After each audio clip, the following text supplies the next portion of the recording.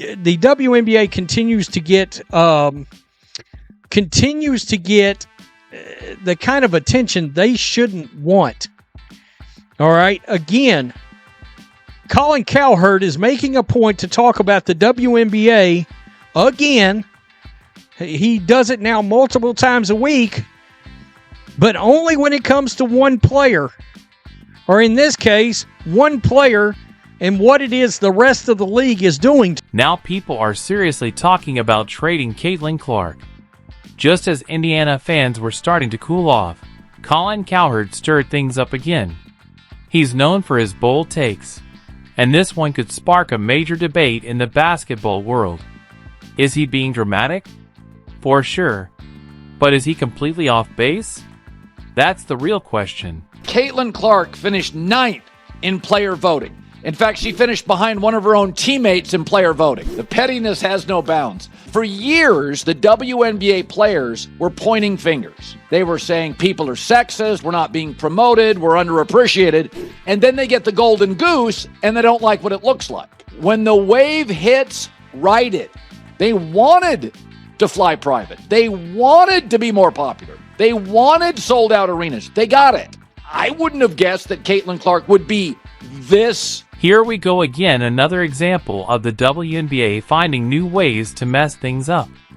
Instead of focusing on building strong teams or growing the fan base, they're floating wild ideas like trading Caitlin Clark, like she's just some Pokemon card.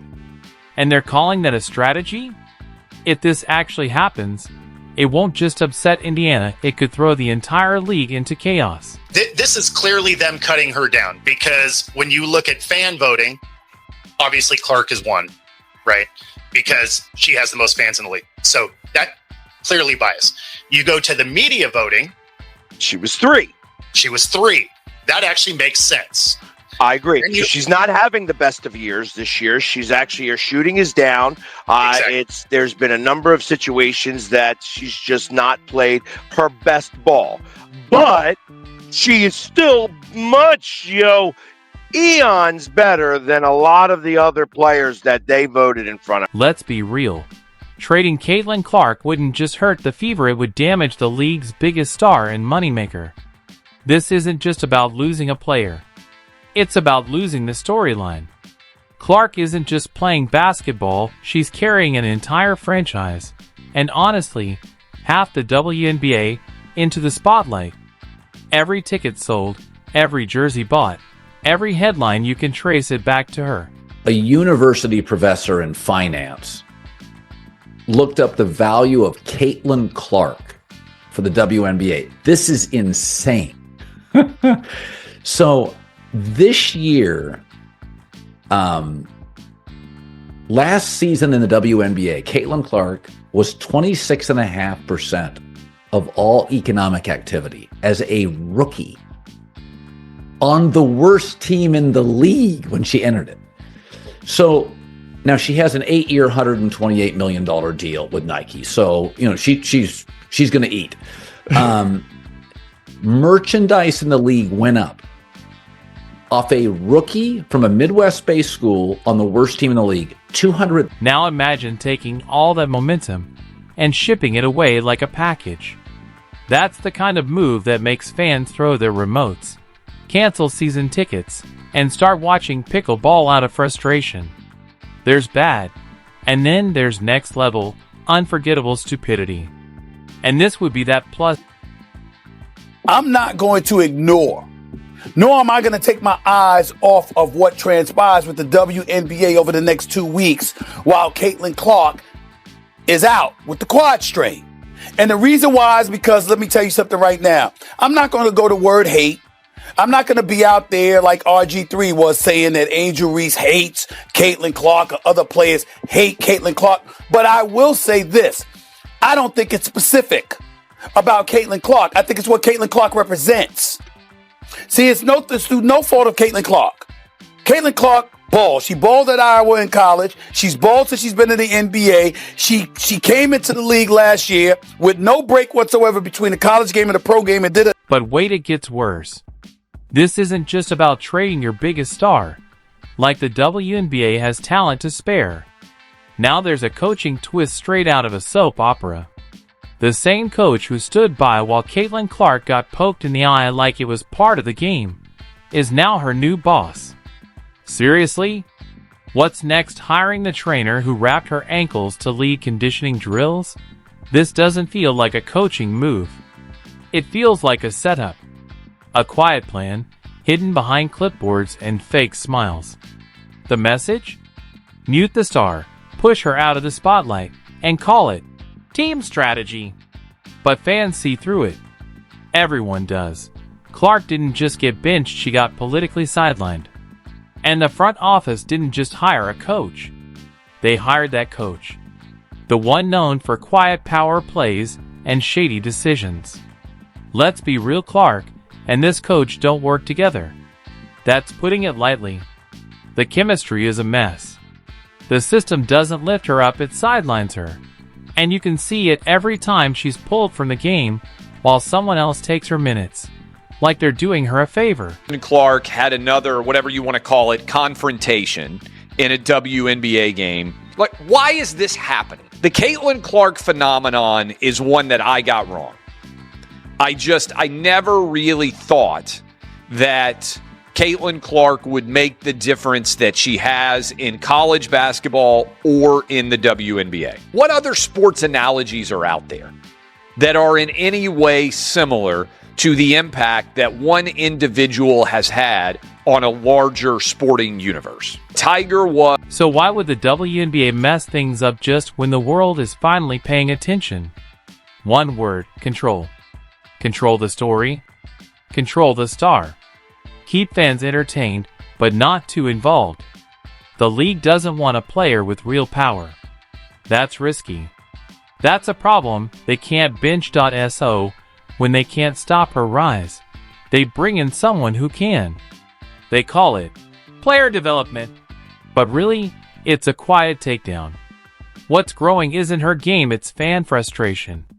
And trust me, fans have the receipts. This coach wasn't just hired, she was placed. And if it all feels shady, that's because it is. Don't let anyone fool you into thinking this is just a normal rebuild. It's not. Clark isn't learning through mistakes, she's being punished.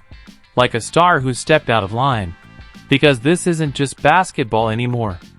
It's personal. It's calculated. It's political. And here's the wildest part. Everyone's pretending the coach is just playing it safe. But real caution? That would mean actually playing your best scorer, not holding her back, and hoping fans won't notice. She doesn't always get the consistent great star whistle. I think they're still kind of figuring out how to officiate her. Right?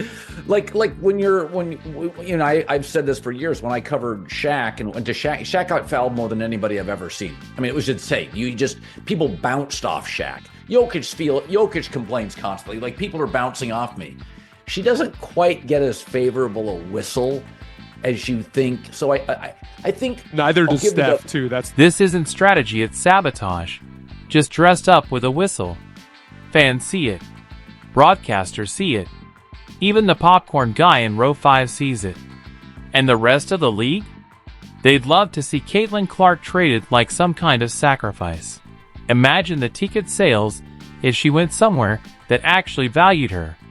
Drop her in Vegas, they'd have a statue up by the weekend. Send her to New York, and she'd be on Times Square billboards before she even suited up. But keep her in Indiana under this current setup? That's like storing fireworks in a freezer. Nothing's going to explode, and everyone walks away disappointed. And somehow, people are still saying trading her would help the team. Help who? The lottery odds? The backup point guard's ego? The merch team that can't keep her jerseys in stock? Here's the truth. Without Clark, Indiana's not rebuilding, they're vanishing. She's the reason WNBA highlights are on national TV. She's why people who never watched a game now know what a pick and roll is. You don't trade that. You protect it. Like it's the Ark of the Covenant. Know who Caitlin Clark is. She's the golden goose, laying those golden eggs for the WNBA to prosper. Well, a lot of times we notice that The WNBA is resisting this golden goose and resisting this bump and this force of nature, which is Caitlin Clark. So we're going to dive deep into that. What's behind that? Is jealousy, envy, pettiness, all the above, more than that? We're going to... If someone really wanted to kill Caitlin Clark's momentum, benching her would be a great first move. Hiring a coach she clearly doesn't mesh with? That's the cherry on top of the sabotage cake. Just make it look professional, throw in a few press conferences, buzzwords like versatility and system fit, and quietly do the damage behind the scenes. Honestly, it's almost impressive how calculated it feels. Like someone in a boardroom said, "Let's hire the one coach who can actually make Caitlin Clark look replaceable." Because that's the real goal.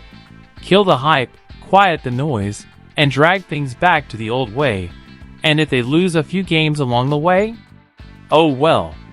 Just collateral damage. Let's not pretend this is about rookie mistakes or needing time to adjust.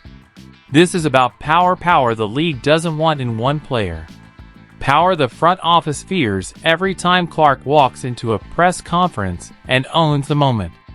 Power that threatens the system with every no-look pass and logo 3. The league had a choice. Embrace the momentum or resist it. They chose to build a wall and then hired someone to stand in front of it, pretending there's no wave coming. Trading Caitlin Clark wouldn't just be a mistake, it would be a message.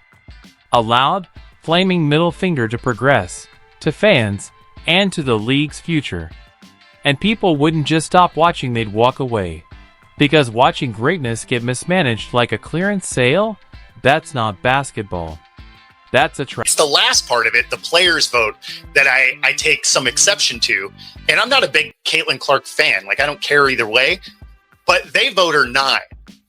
And why I find that absolutely hilarious is you can say she's 9 if you want, but you don't treat her like she's 9. Because when she was here in town, they were picking her up 3/4 court the entire game. And they had her double teamed the entire game. Now, is your shooting efficiency? So go ahead, keep benching Caitlin Clark. Keep hiding behind vague coach speak and recycled lines about team development. But don't act surprised when the fans stop showing up, the ratings drop, and Clark walks away taking her entire fan base with her. And when that happens, don't blame the fans. Don't blame the media. Don't even blame Caitlin. Look at the front office, the coach with a grudge, and the league that stood by and let it happen and say, "Congrats! You played yourself." Just when you think the league couldn't make it more obvious, they put an even brighter spotlight on Clark like a bulldozer in a glass shop.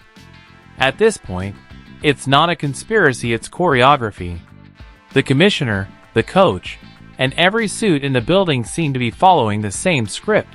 How to humble a star player in 10 games or less. Poor Caitlin. She came to hoop, sign autographs, and bring pride back to Indiana. Instead,